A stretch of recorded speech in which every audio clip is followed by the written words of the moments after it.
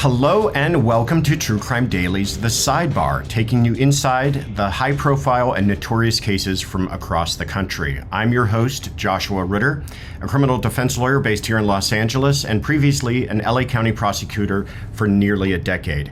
We are recording this on Monday, April 4th, 2022.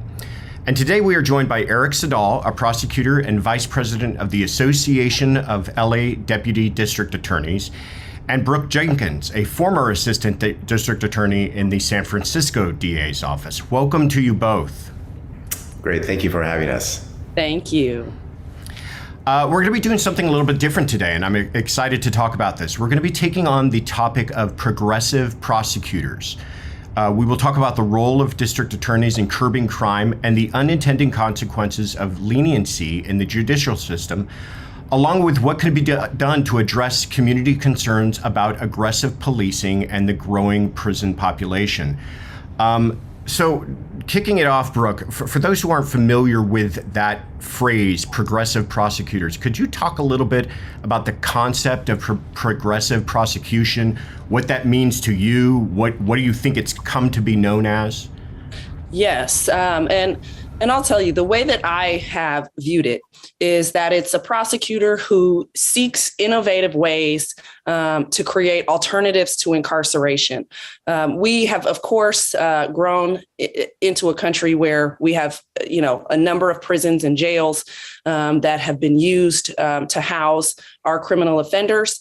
And so I have viewed progressive prosecutors as those who are interested in finding alternatives to simply incarcerating our criminal offenders, but rather focusing on programs and courts that will assist in rehabilitating those who will cycle back into the community so that when they come back into the community, they are in a better position to succeed in going forward in their lives. And so some of those courts that have been developed are mental health courts, are to treat those who have mental health issues, drug courts to treat those who have substance abuse issues, courts designated for young offenders to help give them vocational training and other counseling resources so that they can move forward with their lives. But that is how I have viewed progressive prosecution. And all of that sounds like really great stuff, and I don't want to throw a tag on you, but would you throw yourself in that group? Do you consider yourself, at the time when you were a prosecutor, a progressive prosecutor? Yes, I do. I spent a great deal of time, especially when I was in the misdemeanor and general felonies units, finding alternatives for criminal offenders to try to change the trajectory of their lives rather than always simply focusing on the obvious methods of consequence, which were prison, and trying to be innovative in finding programming for them that I believed could help change their lives. Eric, some of the pushback on this type of new wave of prosecutor is that they feel that it's politicizing the office of the prosecutor. Could you talk to us a little bit about that and why that should be a concern to people? Well, I think one of the things, as Brooke mentioned, is this movement of progressive prosecutors. I think one of our goals should always be to make sure people do not remain within the criminal justice system. So what you want diversion. You want things that bring people out of the criminal justice system to make sure that they are not permanently there. But there are certain people who are violent offenders, who are repeat offenders, who are career criminals that have to be held accountable.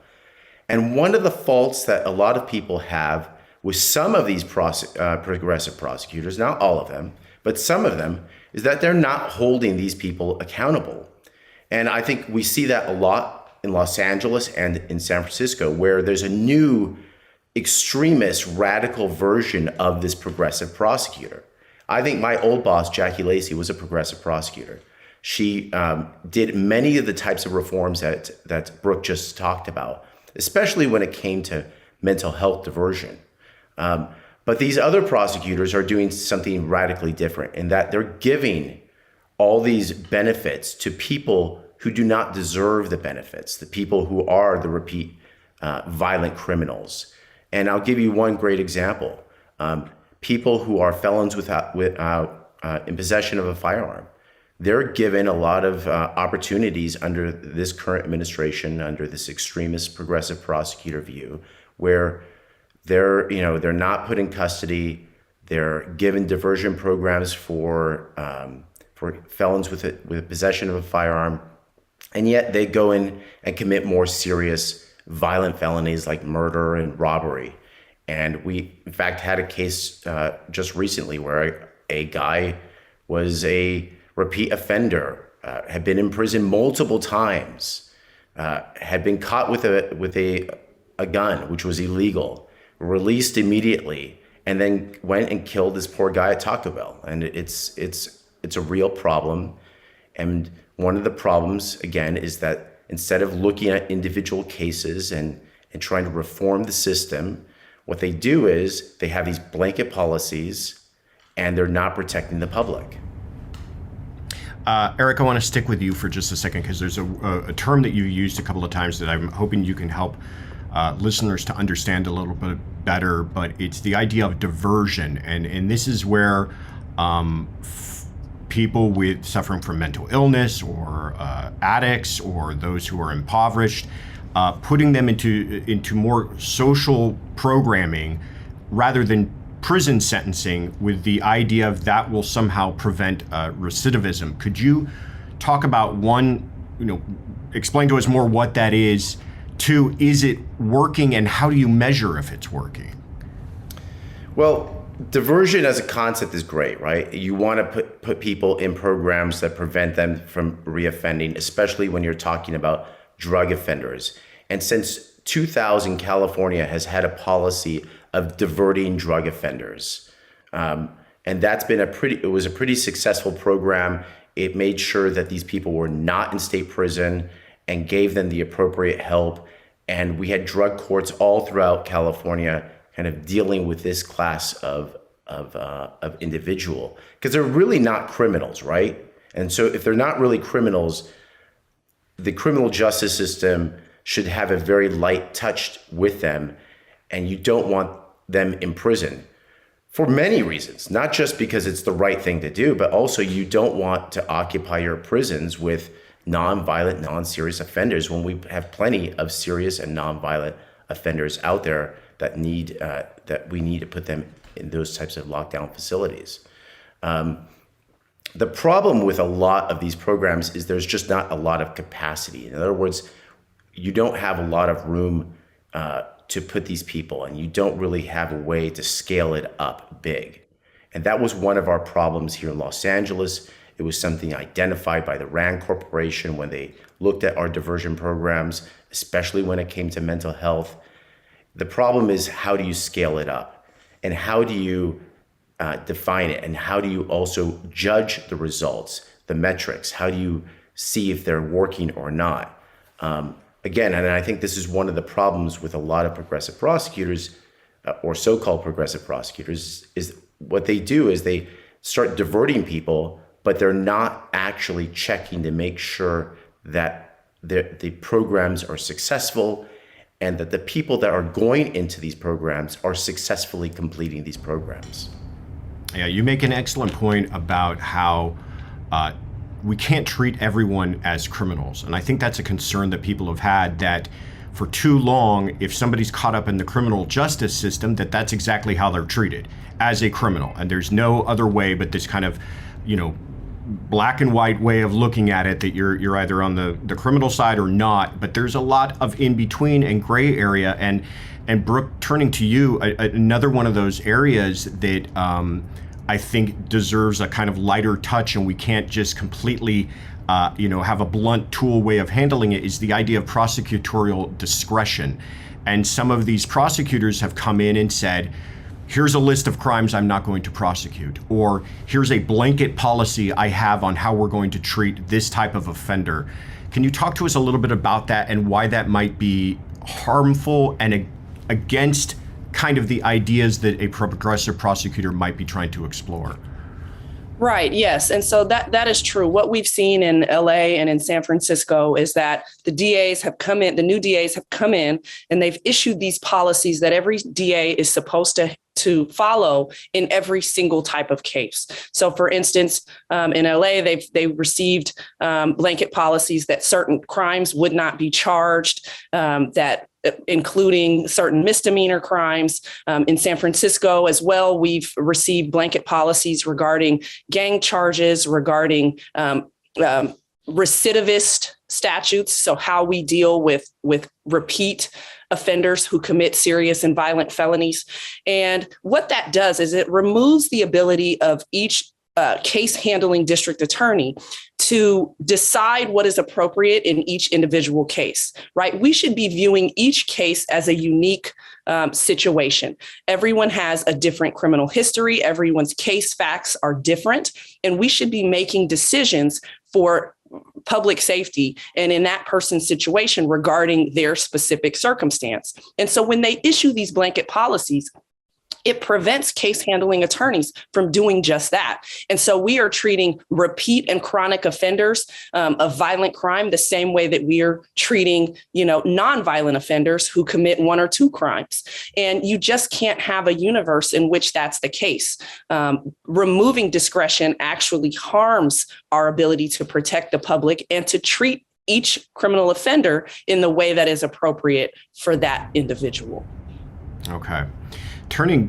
Switching gears briefly just for a moment, one topic that I did want to touch on is something that it gets a lot of attention, and we could probably spend an entire episode talking about just this alone.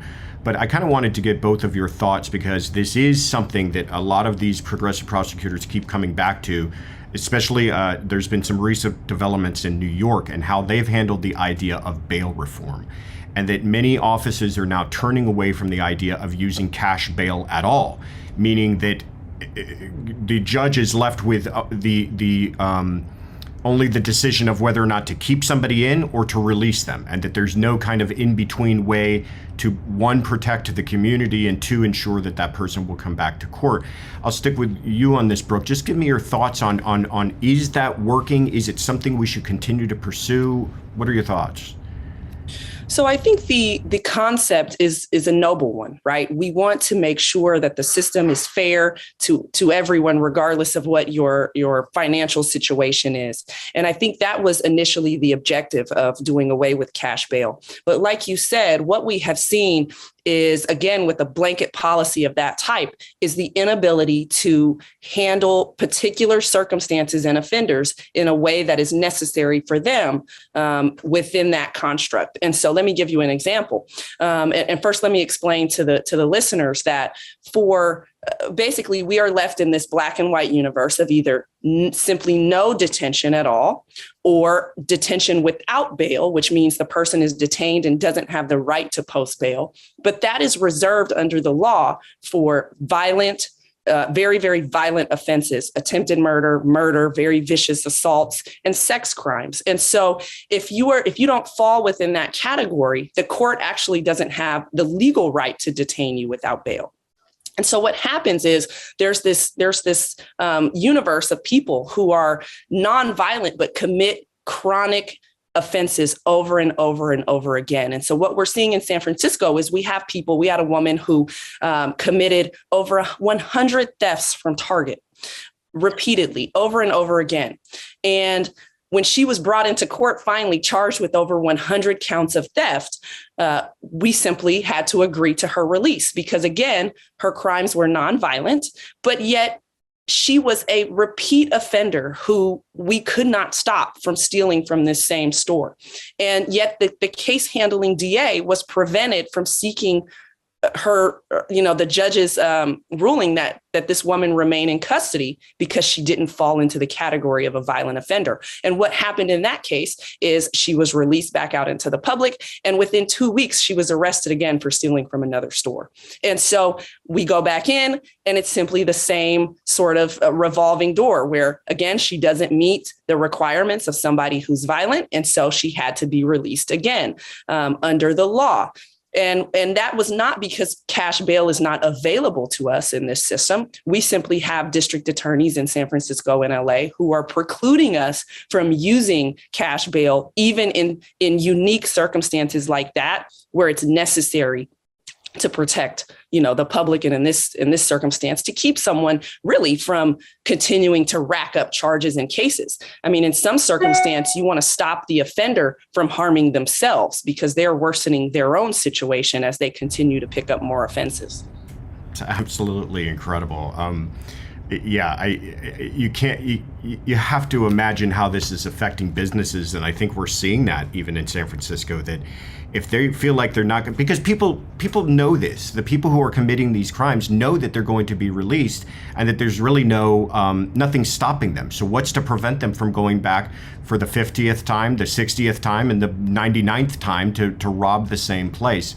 Absolutely. Eric, in New York, there is a proposal to roll back changes that they made in 2019 to ban cash bail. And that was really in response to what was kind of record-breaking rise in crime there. Crime was up nearly 20%, shooting incidents up 71%. If New York actually follows through and rolls back these measures, it would be the biggest state to roll back on some of these progressive policies. Do you think that is the changing of the tide? Do you think that we're going to see that more? I do, and that's one of the unfortunate things I think that's going to happen with a lot of these radical progressive prosecutors, is that they're going to damage long-term good reform that should be done. One of the things that was kind of remarkable about California and our effort to reform the system is, a good notable exception to this reform was our reform of three strikes. We were able to change three strikes to become more humane, more effective, and have better results.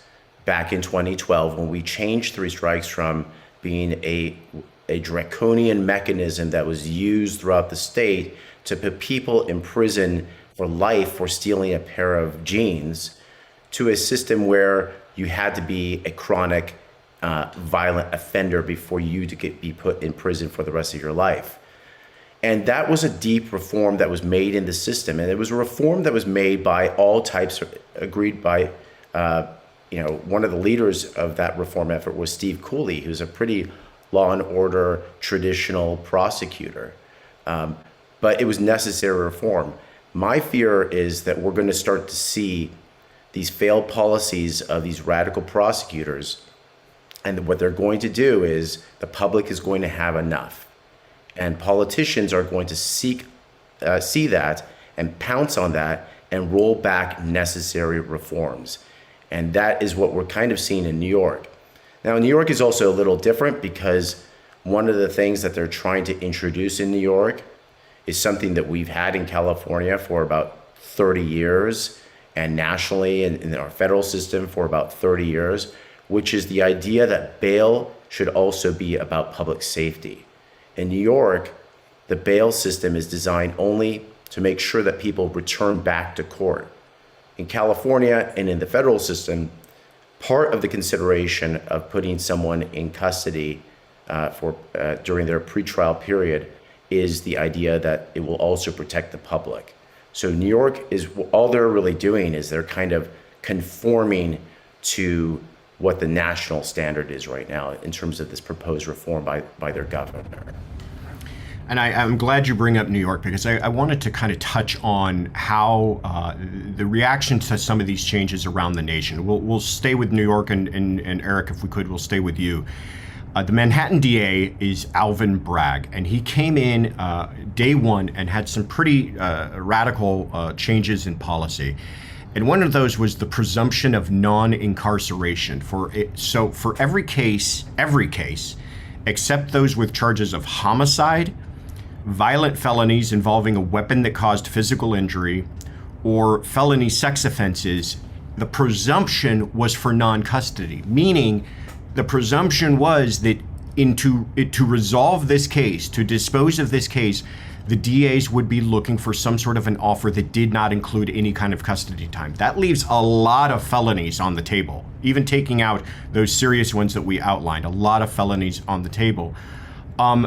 Was that a smart move, I guess? Is that wise to make such a big splash on day one? Well, there's two big problems with that. First of all, as Brooke pointed out earlier in the program, when you have blanket policies, you remove prosecutorial discretion. And what you want to do is you kind of want to tailor a result for each particular case.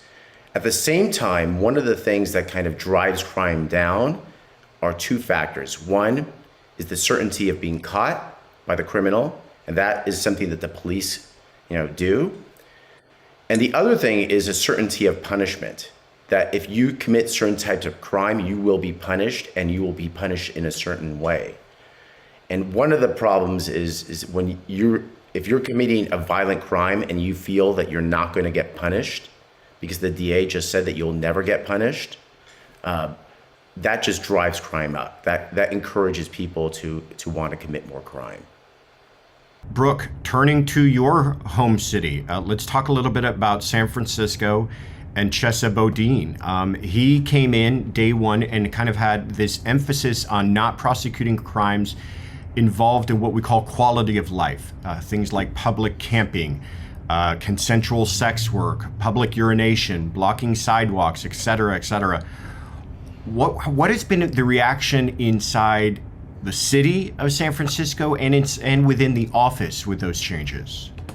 Yeah, what we're seeing is an uprise in the frustration of residents in San Francisco and visitors, right? If you're in a wheelchair or you're pushing a baby stroller and you can't maneuver down the sidewalk because people are doing drugs on the sidewalk, they're living on the sidewalk, it really hampers your ability to move about the city. And so people have increased their frustration dramatically with the way that they're not being able to go about their lives. And what we've seen too is, within the office, prosecutors are feeling frustrated. We've had over 60 leave since Chesa took over, which is astounding. 60, sorry to interrupt you. 60 out of how many? Out of about 130. So we're talking close to 50% of the office. Yes. Wow. And sorry to interrupt. Please keep going. No, that's fair. It is an astounding number, as I said, and Chesa has tried to emphasize that in his view, this is normal attrition. And in no way is this level of attrition normal, to see half of your prosecutors leave, but they're not feeling, including myself, the ability to make the decisions that we see necessary in each individual case in order to promote public safety and in order to make the city continue to thrive. And so what has happened is we are losing tourism. We are losing the conventions that come into San Francisco that bring life and business, and help our economy. And our citizens are at a point of unrest, almost, because they are just tired of seeing the decline on our streets. Yeah, I'll say just anecdotally, I went to San Francisco recently after having not been there for many years. It's one of my favorite cities, so beautiful. And it really is a shock that when you pull into the city from the airport in the cab or whatever, the Uber you're in, and you start seeing the tents and the people and the filth, I'm sorry, human waste on the sidewalk and things like that, it really is just shocking to see. Now, because of that, there's a pretty strong recall effort taking place with Mr. Boudin in San Francisco. Can you tell us a little bit about that? Perhaps its progress and your involvement? Yes. And so back in October, I decided that I could not continue to be an effective prosecutor under the conditions that we were in the office. And unfortunately, in San Francisco, we are at-will employees. Therefore, we don't have the ability to speak out about what's going on without, the threat of being fired. And so I made a decision that I would resign my position and go forward as a volunteer spokesperson for the the campaign to recall Chesa, which was already ongoing at the time. They were in the process of gathering signatures. Back in October, the campaign was able to file 83,000 plus signatures of residents who supported recalling Chesa Boudin. And since then, you have seen the momentum continue as the city declines as we've experienced more and more crime, as you just mentioned, the filth that we are experiencing. I read just the other day about a shop owner who says every day he's coming out having to rinse urine off of the sidewalk in front of his business, and every day when he comes back, it continues to smell pretty much like a bathroom right outside of his business. And that is harmful to his ability to earn an income, right? And to do business there.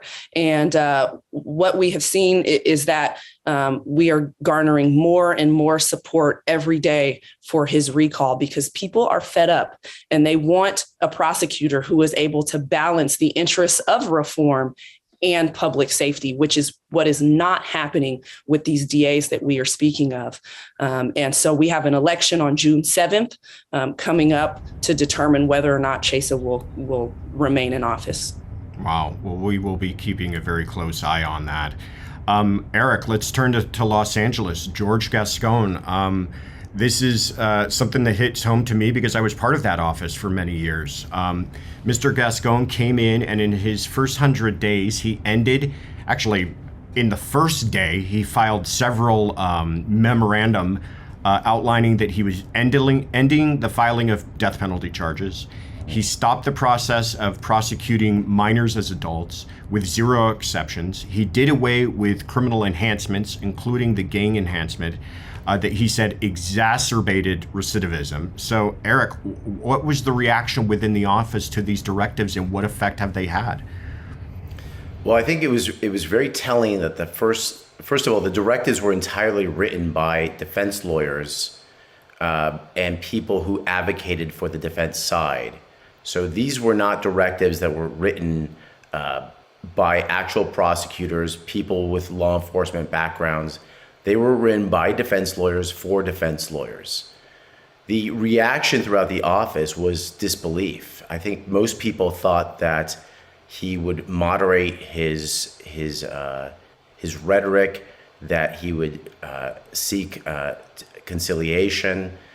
In fact, we as a union actually thought the same thing, and we reached out to him right after his election to congratulate him and to see if we could work together. Unfortunately, George Gascon is an ideologue, and he doesn't really look at what works practically. He looks at what his ideology drives him to do. As you noted, the policies, and this has kind of been part of our conversation that we've been having between the three of us from the beginning of this program, the policies were blanket policies. They eliminated discretion. They removed basically half the tools from our toolbox, and they eliminated our ability to really combat violent crime. The effect on the office has been incredible in terms of, I've never seen morale so low in the DA's office.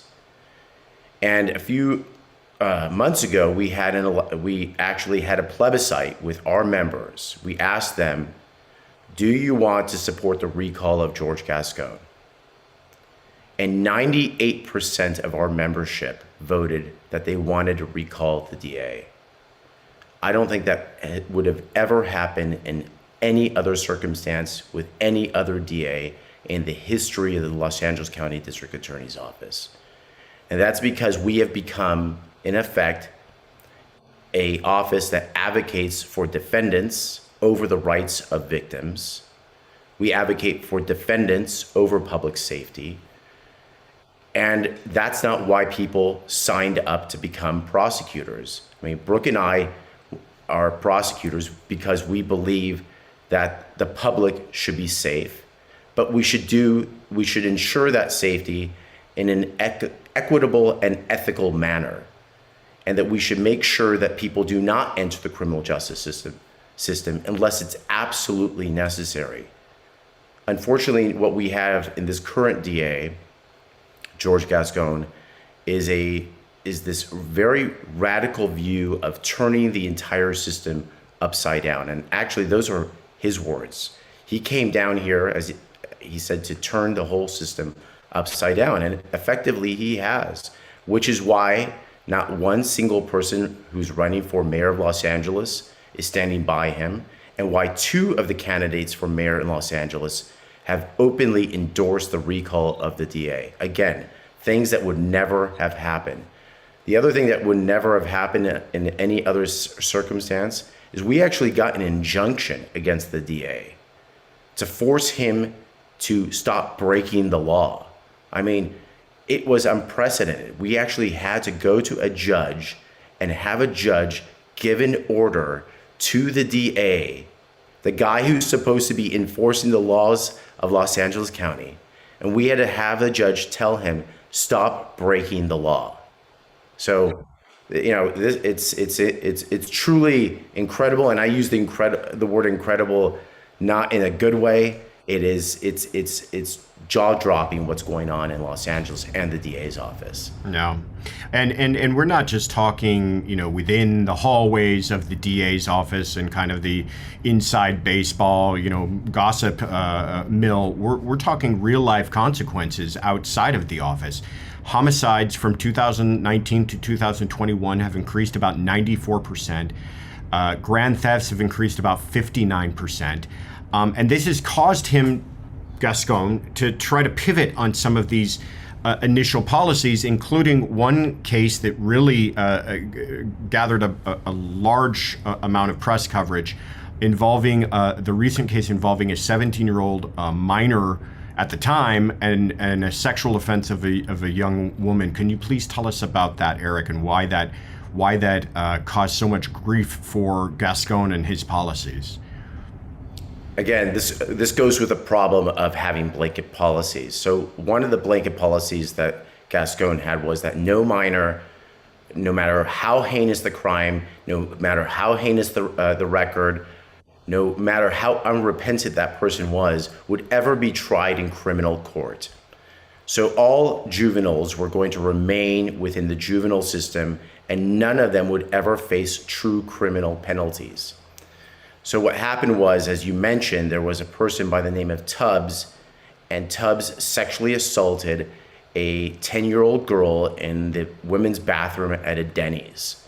Eventually, Tubbs was discovered through DNA, but by the time that Tubbs was actually brought to the criminal justice system, he was around the age of 25 years old, 26 years old, so past the jurisdiction of the criminal justice or the juvenile justice system. Most prosecutors at that point would have sought to move Tubbs from the criminal justice or from the juvenile system to the criminal system so that Tubbs could be treated as a criminal defendant rather than just a juvenile delinquent. Gascon didn't allow that. Now, what you're talking about, what you refer to in terms of the controversy, was that later on, Fox News found these jail calls. And in the jail calls, it was very clear that Tubbs was still a sexual predator and kind of referred to the victim as a meat. And did a bunch of other pretty unspeakable things during these jail calls. The DA, rather than face the embarrassment that he was going to really face because of the revelations of these jail calls, then changed the policy from a blanket policy to one where he says now that he will allow for some juveniles to move to the criminal justice system. The problem is his reasoning was purely one of optics. He wanted to avoid the political backlash of what Tubbs was representing. You cannot say that a man with 40 years of criminal experience, both as a police officer and also as the district attorney of San Francisco, somehow just learned that juvenile criminals do heinous and horrible things. But that's what he told the public. He said, oh, I just learned about this, and if I knew how heinous this case was, I would have always put this person in the criminal system, which is utter hogwash. I mean, he knew that there was a bad political backlash. He is now facing a recall, just like Chesa Boudin is in San Francisco. And in order to kind of avoid that, he has pivoted politically, not because any of the science has changed, any of the laws have changed. It's purely a political move. What is the latest on that recall? So we're about at 200,000 signatures. Realistically, we need about 650, 700,000 signatures. Los Angeles is a county of 10 million, so we need more signatures than what's required in San Francisco. I think we will get those signatures. We have until July, the beginning of July, to get those signatures. The rate of increase in terms of signature gathering has been accelerating quite rapidly. And the other thing that I've noticed is that people now know who this DA is. They know what he's about, and they're pretty disgusted with what's going on in the DA's office. Yeah. Well, just to get some closing thoughts from you both, Brooke, you talked about at the onset that you consider yourself a progressive prosecutor, and that a lot of these policies you think have good, and it might be not the policy itself, but the implementation of it. Is there a way that you can have these policies, have a positive effect on recidivism and prison population without raising concerns about public safety?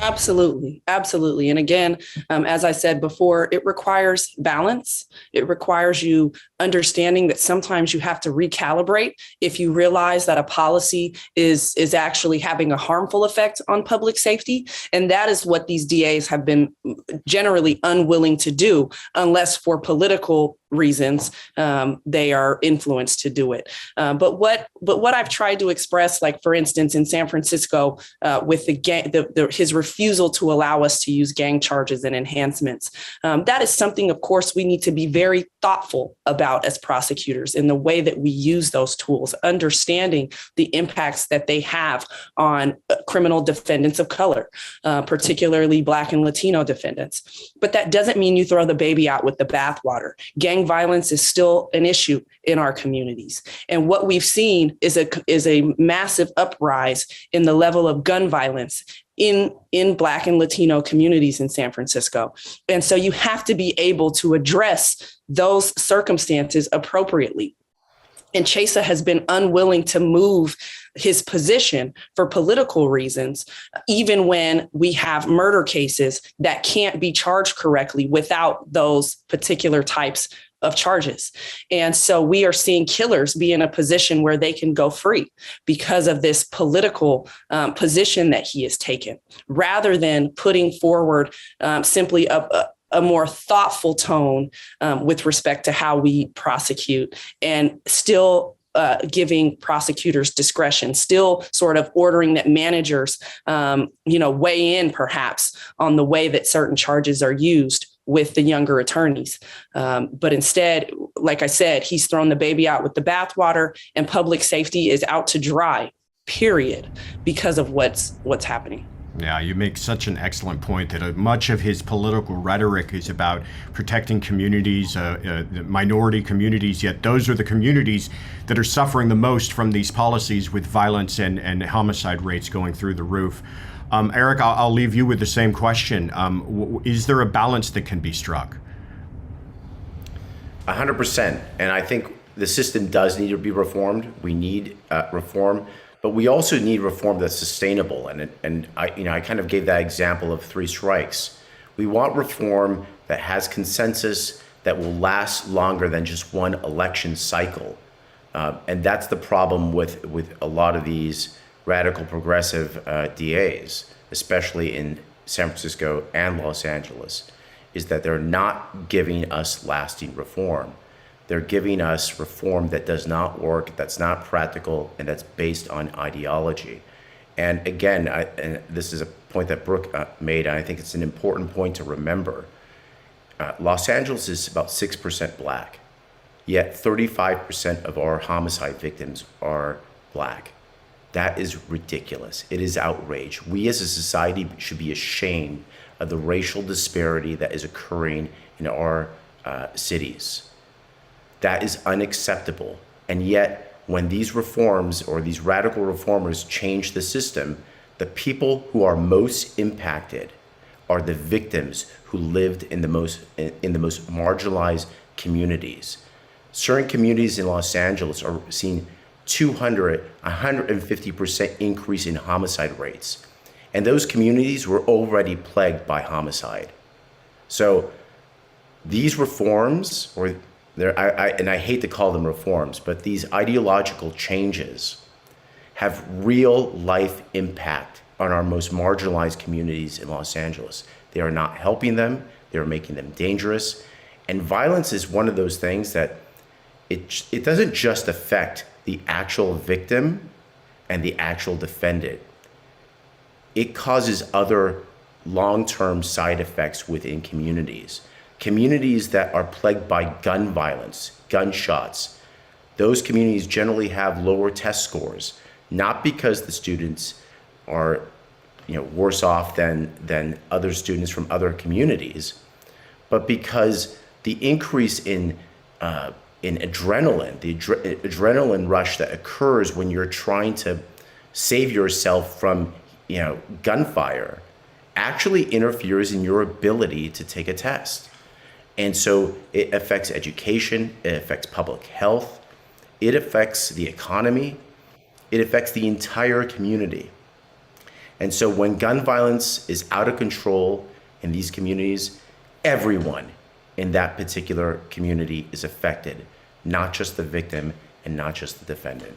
And I think that's something that these radical prosecutors don't take into consideration, are the unintended consequences of their ideological reform.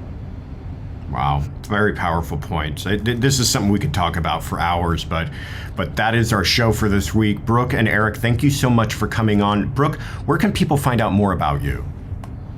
I am active on Twitter now regarding this recall, as well as Instagram. I'm trying to really spread the word about what's going on, particularly in San Francisco, because it is a real issue. And these DAs are trying to use people that look like me, people of color, as sort of the footstone for why they are moving forward with these policies, but not explaining to people the true impact, as Eric just pointed out, that it is having on communities of color. And so I really wanted to be clear, to the public, just what those impacts are. And so that's what I've been doing, again, trying to speak out on as many platforms as possible. Well, thank you for doing what you're doing. And Eric, where can we find out more about you? You can go to laadda.com. That's the website for the DA's union. I published a bunch of articles. You can see them there. And I'm also on Twitter at Eric Siddall at Twitter. So thank you so much, Josh, for having us. Well, thank you. And I'm your host, Josh Ritter. You can find me on Instagram and Twitter at Joshua Ritter ESQ. And you can find our Sidebar episodes wherever you get your podcasts. And we want to hear from you. If you have questions or comments you'd like us to address, tweet us your question with the hashtag TCD Sidebar. And thank you for joining us at the True Crime Daily Sidebar.